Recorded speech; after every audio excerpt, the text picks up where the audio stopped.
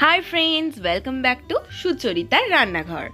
Today I am going to cook Chinese patisapta. If you like my video, then subscribe to my channel and hit the bell icon to remain updated to my latest videos. Chinese পাটিসাপটা করার জন্য প্রথমে একটা কড়াইতে তেল নিয়ে নিয়েছি এবং তাতে আদা রসুন বাটা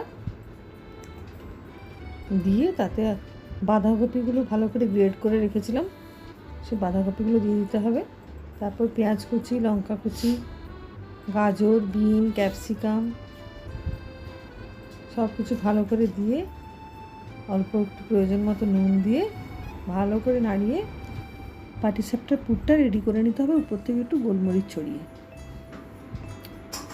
তারপর একটা পাত্রে 1 কাপ মতো ময়দা নিয়ে তাতে পরিমাণ মতো নুন এবং 2 চামচ সানড্রপ তেল দিয়ে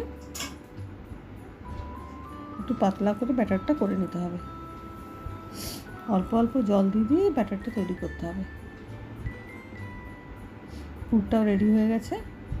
এবার ব্যাটারটা তাওয়ায় ঠিক এভাবে দিয়ে তার উপরে পাটিসাপটার পুরটা দিয়ে দিতে হবে। এভাবে